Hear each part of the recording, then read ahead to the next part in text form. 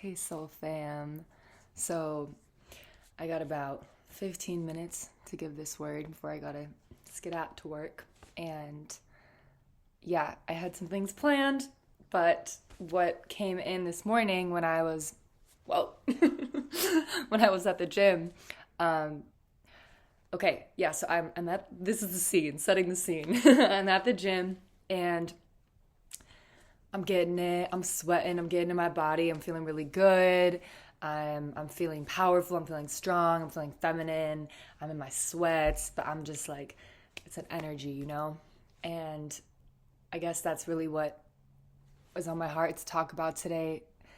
And I'm going to really do my best to keep this concise into 15 minutes, but yeah, femininity, true femininity, I have just been shown and walked into and witnessed in my life is such an energy, and really anybody can carry that energy, and actually we all do carry feminine energy, and we all came from the feminine, you know, so it's a part of us and it's in all of us. And I think, you know, part of what was dropping in when I was working out about this word was this, yeah, sort of collective distortion right now that we have and that we have had for a long time about femininity being, you know, about our nails or about our hair or about our breasts or these lips or these things, you know, that society also oftentimes that's more physical, but in like the more energetic way, you know, like soft, toned, very nurturing, very warm. These are very quintessential and traditionally talked about emblems of femininity, but I want to share what my walk into the heart of the divine feminine and my return to the feminine Christ, what that has really shown me as like this new template of what true femininity is, and how you can start to redefine and look for that within yourself and also within others. Because right now, the ideal feminine is very much luring people into these traps to, one, self-mutilate, two, cut and shave themselves and make themselves into something that they're not truly in their essence as a unique being. It's luring men into seductress traps, and it's forcing women into this box of the male gaze that's very much like cutting and shaving and erasing the full spectrum beauty and wisdom and goodness of the feminine, the richness of the life, of the fullness of life that the feminine, you know, is here to deliver. And so actually, this is coming in right now that I'm just going to speak to it, you know. A lot of men, I think even to like affluent, high profile men, you know, they'll look at a woman and I've read a lot of articles and watched a lot of videos on this and even talked to a lot of men, just like kind of in my own little self-study about this of like, what do men believe is feminine and what do they look for? And asking men too who are like very masculine men. And kind of across the board, there was a study that was done. Oh, my hair is just killing me right now. I need to stop messing with it. Okay. It just was, okay. Bring it back, bring it home. In a study that was done, I feel like this is going a little bit awry because I'm in a bit of a rush, so please forgive me and pardon me. But in a study that was done, men were saying, you know, things that they look for in a feminine woman is that she's like well groomed, she has nice hair, nice nails, that her nervous system is regulated. That's a big one, and I would totally agree with that. So like self-care, is she nurturing, is she like warm to be around? But ultimately in this study, beauty was the number one thing that men were looking towards. And I think I don't even think our standards of beauty have just been so hijacked. And so I think the heart of this word is, again, really to be this like redefinition of what do you find beautiful within yourself and what do you actually truly find beautiful that exists in nature. Because what women are perceiving as beautiful in themselves right now is not coming from the true lens of the earth, of the true divine mother. It's coming oftentimes, unless you've done a lot of deep programming work, from this lens and narrative of the world and through the eyes of the world. And so, rebirthing in the Christ really allowed me to have new eyes, to see myself in a new way, and also to see beyond the veils of illusion that society was trying to coerce me into and pull me into. That was actually, again, an attempt to harvest my sexual energy and diminish, cut, shave, box the full spectrum power of my femininity. If I was to be hyper fixated on presenting in a way that is attractive and sexual, and also diminish my mana by continuing to fit into these standards and these ways that are very harmful to women. And I'm going to give an example of that. I want you guys to just notice, and this is not a way of like placing shame on anybody for any type of modifications, because I've projected my judgments about this in the past and it's just hurt me and hurt others, and I don't want to do that anymore. But we do need to like be having this conversation, right? So I think it's very interesting that women specifically have every like major power center of their bodies targeted with beauty fads and trends. And I'm going to give you guys a list right now. Number 1, our nails and our hands. Our hands are connected to our heart. We have so many channels and microcosmic meridians. And y'all, I'm talking to you. I have little dots on my nails. I got some polish on there, but I really tried to stop putting anything on them and let them breathe, because I understand that my capacity to like move energy, and I move a lot of energy through my hands, and I often do a lot of different like mudras and things that when I'm channeling in light language and when I'm channeling in tongues and speaking in tongues, that I know is energy moving straight from my heart out my hands. And I feel like it is actually, it seems so innocent, but there are these like direct attacks on the feminine that the heart of the divine feminine in me is like really starting to see as I'm rebirthing in the spirit and being given new eyes in the spirit. And that's just one. Another one is dyeing our hair, putting all of these chemicals into our crowns, and even obsessively cutting our hair. And Native Americans, when they cut their hair in that military experiment, they were far less able-bodied and capable and intuitive on the battlefield. So, these are communication centers with our environment. Our nails, our hands, our hair, our eyes, what we see with, we're putting makeup on them constantly, masking constantly, and kind of covering our eyes and with our true sight. And that's just not a vibe. Our lips, pumping plastic into our lips. Your lips are the most, not plastic, I don't know if it's plastic is in the fillers, but like it's not natural, whatever is in them. And they're not dissolving, they're just going into your lymph nodes or moving into other parts of your face. But yeah, the lip fillers, it's like this is the most sensitive part on our entire bodies, more sensitive than anywhere else. And people are just, for the looks, to look like they're from an ancestry that they're not from, and to fit this thing. And this is where we speak our truth. This is where we speak our truth. And it's just being, again, the meridians, the channels in our face that move our life force energy, they're being plugged when we do that. And it's rupturing actually our true capacity for truth, to live in truth, to look as truth, to speak our truth. And an aesthetic is triumphing that. So because that's what's perceived as feminine and sexy, and that's all pornographic programming, looking at women with blown lips, blown tits, that's the next one. Our heart chakra, you guys, people are just covering up the love center in their body, their heart chakra, so that they can fit this male obsession that isn't even rooted in true masculinity. It's rooted in pedophilia. And women are just doing this. We're just doing this, because there's so much pressure from our society to be beautiful. Because what did that study say? The number one thing that men wanted in a woman was beauty. But I want to challenge that and say, the true divine masculine in me too, that lives in me, and the conversations and communion that I've gotten to have with the Christ, and that embodiment of the masculine that's on the planet right now at this level of consciousness that we're tapping into, has said like, no.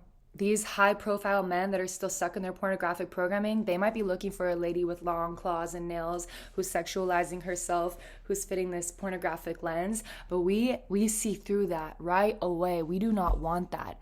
We want a woman raw. We want her natural. We want her connected to the earth. We want to know that her mana is up, her chi is up, that she is the truth. That is the most important thing to a truly divine, loving masculine who is connected to the heart of Christ. And y'all, like, we can see it. I can see immediately when I look at somebody with the eyes of the spirit, I can scan their field and literally see, like, okay, this isn't natural. This isn't natural. Even people think they can get away with like subtle nose jobs. It's like, no, you can't. We can see, we're given that information. I mean, even energetic things, like when I meet a man, I immediately am told I know if he watches porn or not, because my field is open and intuitive and I'm reading the information in the field. And that's the thing. When we do these things, when we cover our lips, our eyes, our hair, our crown, our hands, our heart, and even our yonis with all of the plastic clothing and the plastic underwear that they have us wearing and selling it as sexy, and it's just totally suffocating us, we're not able to like breathe in the information of our environment that's keeping us safe, actually, that's protecting us from the wrong people. And, you know, this is a piece that I really, really wanted to touch on that was coming in hot for me today at the gym. Like, I was in so many conscious communities with so many men who were like, yeah, you know, a keynote of beauty for us in the feminine is like, we want a divine embodied goddess. We want an embodied goddess. And so men will start to be really attracted to women that are really in their eros, right? That are really in their kundalini and their sexual energy. But here is the thing, you guys, that energy, when you really, really start to work with it, it is such a subtle energy. It is such a subtle energy, and it is moving through every single microcosmic channel and meridian of your body. And that is why it is so freaking important that we're not suffocating ourselves with all of the masking that society has made so freaking normal. Caging ourselves with wire bras, wearing plastic underwear, and putting things in our chests and filling our faces and our hands and our crowns. Like, we cannot be doing this, you guys, because it's actually keeping us from our true power and actually keeping us from accessing the full embodiment that is our life force potential, especially now that we are reborn in the spirit and reborn in the Christ, if you choose to take that walk of receiving the gift of your salvation. When you are made new, you know, your cells are made brand new. And so even if you have undergone some of these surgeries or some of these modifications, it's literally never too late. You can get your implants out, you know, you can stop getting filler, you can take things to help them dissolve, you can really like get back to your natural self in your natural way. And your true, most natural mate on God is going to be looking for you as you are. So don't F with your God code. Don't do it. And if you have, repent, literally repent and come back, because I'm also telling you guys, this world is becoming increasingly more and more artificial. And if you look at these artificial robots that are starting to come out, they are looking exactly like what society is plastering. And if you look at the filters on Instagram that people's faces are getting stuck into, and the way that they're making everyone's eyes bigger and their noses smaller and their lips bigger, and contorting our faces, our cheekbones to look like this thing, like it's not even human. And so the parts of you, your scraggly teeth, your crooked nose, your whatever you think that you have to fix, no, keep that, because that is what makes you human being and makes you you. It makes you unique. And actually the person that God has for you is going to find that attractive, and they're going to be like, I don't even know why, but this is so much more attractive to me than even what I've been plastered with by society to think I should want. And if they've done that deep deprogramming work and the Christ is in them and has moved all that muck out of them and anchored them back into their true self, they're going to see you and recognize you and be like, wow, just wow, wow, wow.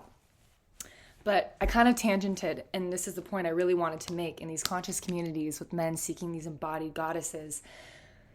When someone is truly, truly embodied in their body, and they truly are connected to their sexual energy and their understanding of how to harness that power and why it's so important and what a gift it is from God, they are not going to be spilling that energy around all over the place. And I can really speak from my own testimony and experience. You know, if you are in the beginning stages of reclamation of your sexual energy from eons of oppression as a woman, and that's like really, you see these women that are deep in their maiden era, they're deep in their seductress era, they're deep in their sorceress era, they're feeling for the first time really letting themselves like unlock all this energy. you don't want to get involved with those women, dude. Like, trust me, trust me, trust me. They will chew you up, spit you out, eat you alive. Like, it might seem like hot sex fire. It's something you do not want to play with because it's still uninitiated and it's still not fully connected to God, and it's not always sourcing from God and going back to God, whatever it is sourcing. And so you need to just like really watch out and protect your chi. But as I'm coming deeper into my initiation into motherhood, into becoming prepared for my kingdom spouse, my husband as a wife, my energy is coming in, and I have that in me. You know, I walked through that initiation. I know that I hold that power, but now I'm like, ooh, this is for me. This is not for you. This is not for you. And this is not for the world. This is for me and who I choose to share that with. And not in a private space because of shame, but a private space because that's where really deep magic can happen. And you do not want other energies sourcing from that because it depletes the power of the magic that you can be in with somebody and the circuit of connection that you can be in with somebody. And when other people are even like getting off on that, watching you, right? And in that space of, what's the word for it? It's like when you're deriving pleasure from watching somebody else like be in their pleasure. Some people think that that's like an amplification of the pleasureful energy, but it actually is drawing out and extracting the sexual energy from whatever the container is that it's getting that energy from, if that makes sense. And so, yeah, just this like beautiful encouragement to hold your sexual energy, be with that, practice that, but not in a space where you are feeding predator energy, or even men who are like, we're not predators, like, but we celebrate you and we worship the goddess and her divine embodiment. Like, no, dude, a truly, truly deeply embodied divine goddess in that room, she's probably going to be fully clothed, protecting her energy because she remembers and knows how freaking powerful it is. And she's going to be looking for like, whatever prophecy is moving through her to do, whatever prophetic, word is moving in her to share the medicine of the Holy Spirit with her community. And that a lot of times does not look like her throwing pussy and throwing ass around in the room. And I'm really not trying to shame that, because I know if some of you guys are listening to this and you have been with me on this journey, you've seen me on the dance floor and I've gotten my God, okay? But, and this is not to discourage that, but like really check your intention. Where is that moving from in you? And just be so protective over your energy, because it is so precious. And okay, this is the last thing I want to say. What you attract, and this is one of the reasons like that the queen in me has drawn back that energy too, is because it's not hard to be sexual. That is the most natural thing for a human to be, is sexual. We are just sexual beings. That's just a part of who we are. But to know how to wield that energy and to be with that energy and to move and express that energy obviously is developed and matured over time. When you know you possess that deep magic and that capacity to be extremely magnetic and extremely, well-versed, I guess, in the way that you express your sexuality, and you understand how precious that is, and you want to preserve it because it is so precious for the right person who's going to truly cherish that. You don't lead with that, because you are likely going to attract somebody that is choosing you because of that. And that person who is choosing somebody just because of their sexual energy is likely not going to be the mate that is going to rock with you for the long term. If you are drawing and attracting somebody in because of the way that you are expressing your sexual energy, I'm like saying it the same thing again, or your, even like your artistry. I used to be kind of receptive to men that I would meet when I was like performing, and now I'm like, no, dude, I do not want to date a guy who I meet who was watching me perform, and he saw me in my star power, and he saw me in my shine, and he saw me maybe in my beauty and my movement and this and that drew him in. I want to meet somebody in like a humble way, in a humble space, and they have just no idea what I'm about and what tricks I got up my sleeve.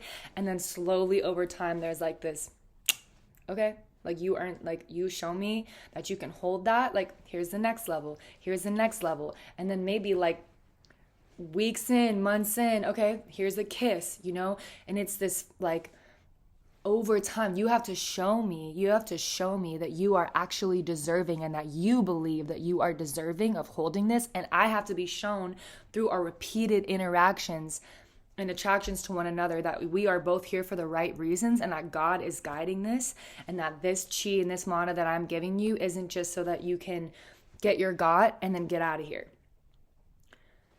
Or get your got and feel so threatened and intimidated by it that you have to run away because you're weak. No, like it's a dance. You got to be timely, you got to be tasteful, and for your own protection of your own energy. Because like, here's the thing, when those relationship ruptures happen because we give too much too soon, or we lead on with something that isn't realistic for us to always be in, like it's not realistic for a woman to always be super sexy and on and in her performative power or this or that. Like, we are going to break down. We are emotional creatures. We are sensitive. Like, we need help. You know, we need someone to hold us. So when, you know, someone sees you just, and I'm not saying to like give somebody the worst of you at the beginning, like try to just be as honest as you can be about who you are and where you're at, and like let somebody see you in all your forms, or as many as they can, you know, before you start to really give yourself over to them. Make sure again that they're just like there for the right reasons.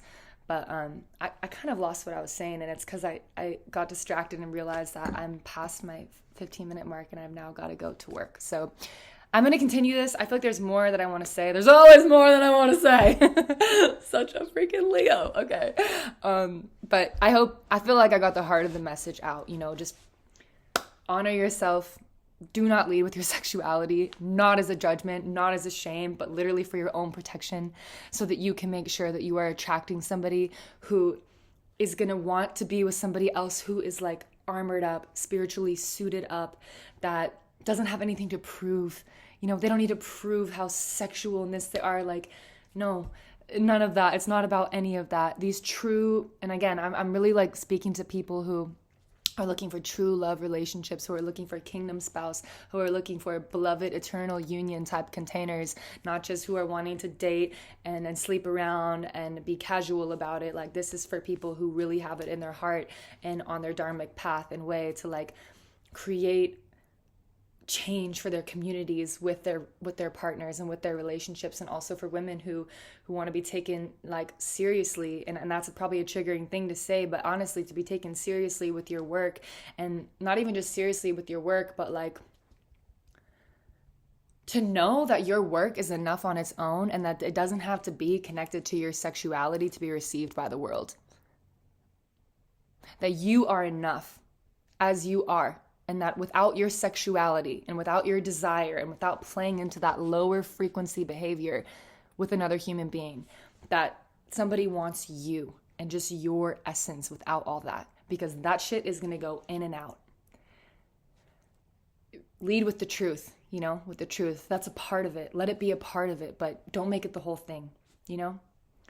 All right, that was a quick word. I talk fast. I cannot be late for work. And I just love you guys so much. I hope you feel my heart in this, where I'm coming from. Literally no judgment. That's God's job, not mine. But this is a word for protection, you know, and preservation of the true feminine and our humanity. All right. Love you guys.